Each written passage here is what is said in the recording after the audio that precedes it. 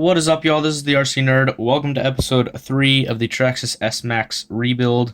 Today, we're going to be rebuilding this transmission.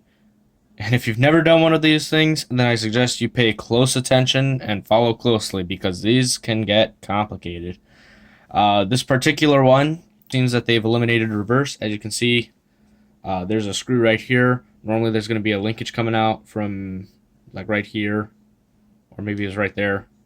I think that's actually for the bearing to ride on, and then this is for the linkage. So hopefully this transmission will actually be pretty simple on this one, but if you have a T-Max with a 2-speed and reverse, well, there's a lot going on. So yeah, try to keep up, guys. But for starters, we're going to go ahead and remove these brakes. There's just 2 screws holding the brake pads to the brake disc, so we can remove those. Once those are removed, the brake pads should just fall out of the way, and then we can slide off the brake disc. Pull out this little brass piece that pushes the pads. You can actually twist this blue piece to make it easier to get. And then you can pull the blue rod out. Next, we'll go ahead and remove the front drive shaft, or in this case, just the out drive, by removing the elongated grub screw that holds it on. With that out of the way, the out drive and the hex should come off at the same time. Next, we can remove this nut, and then the slipper clutch and spur gear should come off of the shaft that it rides on. With the spur gear and slipper clutch now removed, we can go ahead and remove all 7 screws that hold the transmission case halves together. Alright, with all the screws removed, we can now pull the 2 transmission case halves apart. And inside, we should have 3 shafts, each with their own set of gears on it. So, up top here, this is actually the slipper clutch shaft. We have a 2-speed transmission apparently. And then we'll have the second shaft here, I guess like an intermediate shaft.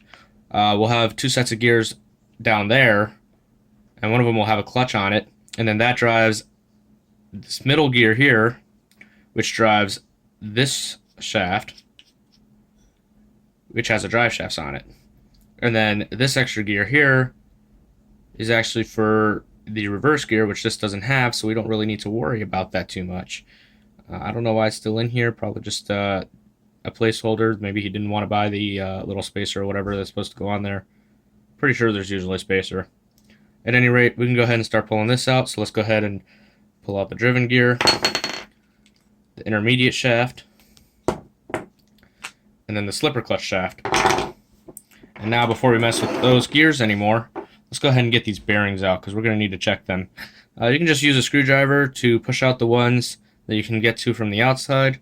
And for the ones from the inside, just carefully pry from the inner race of the bearing. Just be gentle about it so you don't break the bearing. Sometimes it's actually easier to use one of your shafts to pull them out. You can just kind of stick it in the inside of the bearing and then just gently kind of wiggle it back and forth. And the bearing should pop right out. With that, we're going to leave this shaft alone because there's only 1 gear on it. There's nothing to mess with there. We'll leave this one alone because there's only 1 gear on it. And we'll probably end up leaving this one alone just because it's kind of complicated.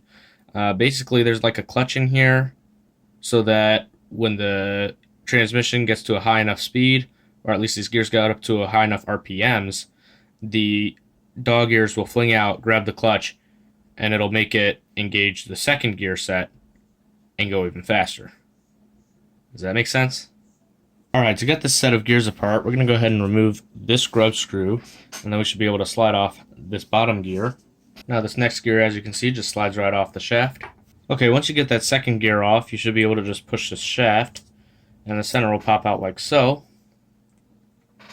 And you can see this is where we have the dog ears for the clutch. And then you have these 2 gears, which just slide apart. Be careful, there is a one-way bearing in here in this gear. And if you mess with that or get it backwards, it's not going to work right. So, yeah, make sure you put that in correctly. This one just has a normal bearing, which feels good, so I'm not going to mess with it. The teeth look fine. There's nothing wrong with this part.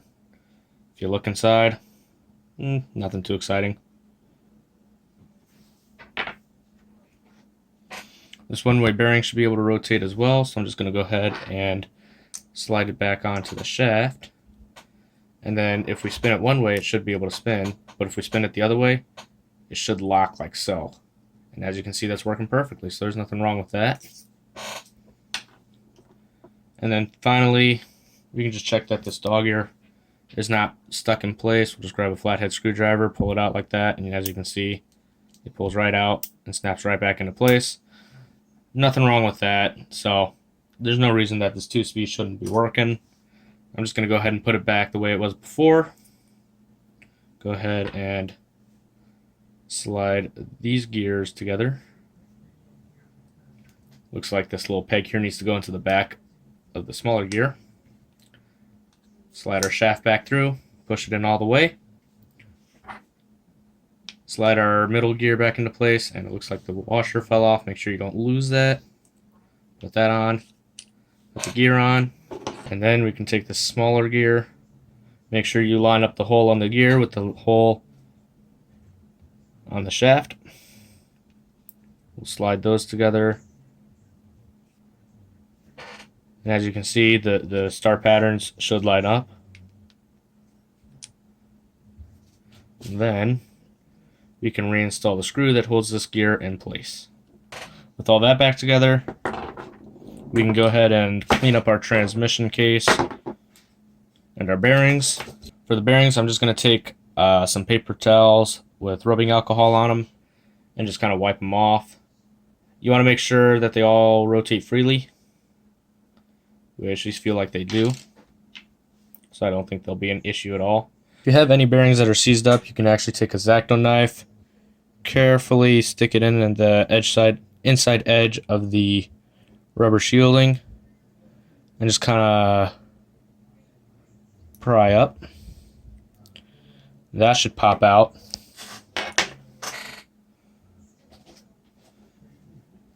And then you can use your rubbing alcohol to clean this out. Flush it out with some oil, some fresh bearing oil, and that should usually free it up after you do it a few times. And if it's still rough or stuck after that, just replace the bearing, because you don't want seized bearings, especially in your transmission. For these, since none of them really feel bad at all, I'll just wipe them off on a paper towel with rubbing alcohol, and then I'll put a couple drops of bearing oil just on top of the seals and let them seep in, and it should be just fine for these. Alright, I've cleaned in all the bearings and also cleaned up the transmission cases. So we can go ahead and push all of the bearings back into each half of the transmission case. Now when I pulled out these gears, something I noticed is that they were all actually completely dry. They're not supposed to be completely dry. There's supposed to be a little bit of grease on them. You can use a lot of different types of grease. White lithium grease or marine grease would work pretty well. But one of my favorites right now is actually Lucas Oil Red and Tacky. You can get this at Walmart. And the reason I like this stuff is because, as the name suggests, it's tacky. It's a little bit thicker and stickier than some of the other greases, so when they're on gears, they don't get flung off of the gears as easily, whereas something like lithium grease or marine grease, most of it would just fling off. So we're going to go ahead and take these gears, and we can just use, if you want to use like a toothpick or a screwdriver, you can, or put on a glove. I'm just going to use my bare hands. Get a little bit of grease, and just put a light coating on each of the gears. Shouldn't take a whole lot, just a little bit. A lot of the excess will just fling off anyway. Even with this red and tacky, a lot of it does fling off, and that's more than enough right there. So we'll go ahead and leave that and do all the other gears. Alright, with all the gears now greased up, we can go ahead and start assembling the transmission again. So we can start with this part of the transmission. Go ahead and take your slipper clutch shaft, and as you can see here, this part is the top of the transmission, so that's where the slipper clutch shaft needs to go through. And then we can take our 2-speed gears and slide them into the middle hole, or the middle bearing. There we go, that's all lined up. And now finally take your driven shaft and slide that into the lower bearing. Make sure everything goes down all the way. And there we go. And then if you have the reverse gear set, you'll actually have an additional gear that goes on a post that'll screw into here. And so you'll need to make sure that's in place. And then you'll have a piece that slides on this shaft and then a second gear on this end. And you'll have to line up, you'll have like a shift linkage that goes around that circular piece on the shaft. And then you got to line it up into, get the linkage to go through that hole, and then get the rest of the gears to line up in here. It gets kind of tricky to get it all together properly, but in this case, I talked to the owner of this truck. They actually would rather keep it as a forward-only conversion. So we're just going to go ahead and put it back together like this. And now we can go ahead and reinstall the 7 screws that hold this all together. Okay, now with that all put back together, we can go ahead and reattach our front drive shaft, or just the out drive for me. And now that's going to go on the opposite side of where the slipper clutch shaft is, so it'll be right on here. Okay, now that the front drive shaft or out drive has been reinstalled, we can go ahead and reinstall the slipper clutch. And on this particular transmission, it gets a little bit tricky. So with each of these, we have some plates. We have the slipper plates right here. These actually lock it onto the shaft. We're going to have the spur gear with a little bushing inside. So first off, for this type of slipper clutch, you want to make sure you have your little slipper pads in the spur gear. There should be 6 of them, 1 in every other hole in the spur gear, like so. And then you can go ahead and push our bushing into the spur gear. Just like that should work. We're going to go ahead, and you can see on this back plate of the slipper clutch, there's kind of a peg sticking out in that sort of gold color or brass color. And you'll see there's a notch on the pad. Now, it doesn't matter which sets of pads you want to use, that they're exactly the same. So these pieces are exactly the same as these pieces. Doesn't matter. And now we're going to go ahead and slide this onto the slipper clutch shaft, like so. And then we can rest our spur gear in place. And now this part gets kind of tricky. You have to kind of keep the transmission sort of upright like this. Line up these 2 plates the same way as the other set. And then the way I like to do it is I kind of just hold the spur gear, turn the whole thing kind of sideways.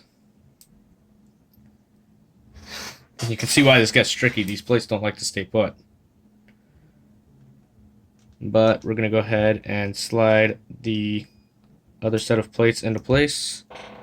And it looks like we got everything. So now, while holding all of that together, reinstall your slipper clutch spring. And then reinstall the nut as quickly as possible before anything comes apart. Now, in tightening down this nut, you're going to have to set it a specific way for the slipper clutch to work properly. So go ahead and tighten it down all the way. You can see the spring is fully collapsed. That's about as tight as I can go right there. So then we're going to go ahead and back this nut off half a turn.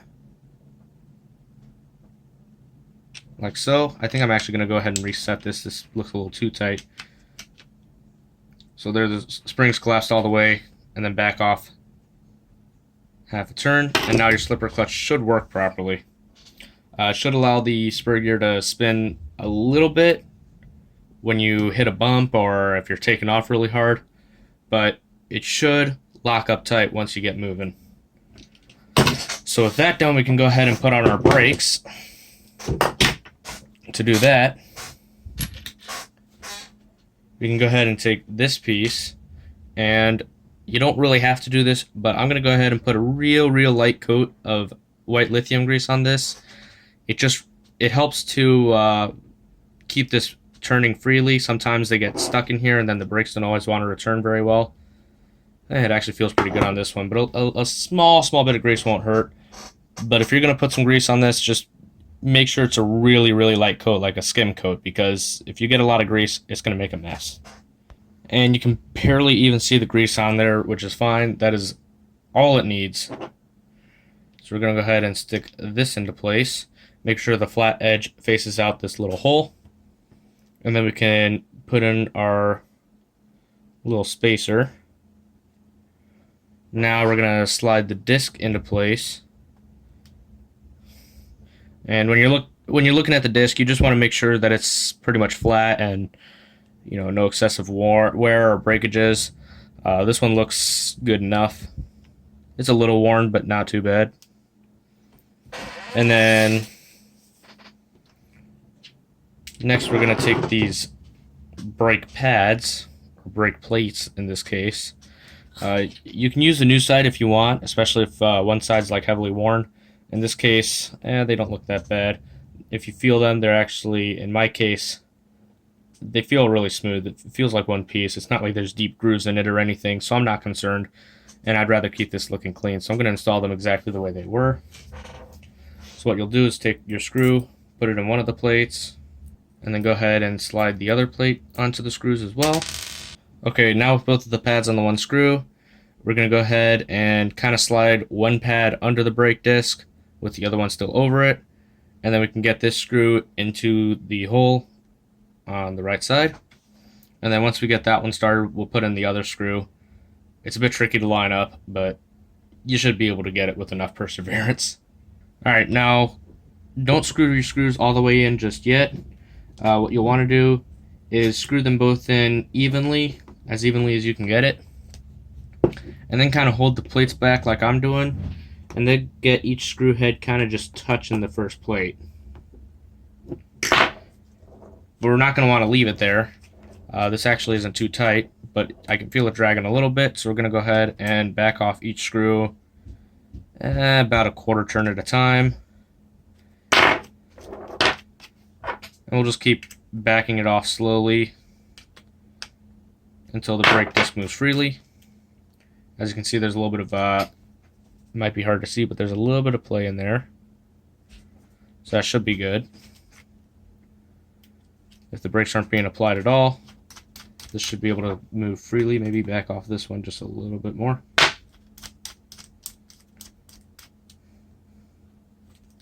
That feels pretty free. You can see you don't want this to move too much. You can see this might try to come off the hex a little bit. So if you go any looser than that, it'd definitely fall off, and you don't want that to happen.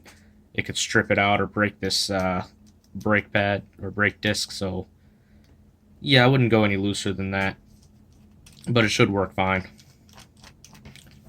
And with that reinstalled, that is the entire transmission fully rebuilt. So if you guys found this video helpful or entertaining, leave a like. If you didn't, leave a dislike. And if you want to see more on this rebuild, then be sure to subscribe so you don't miss the next episode.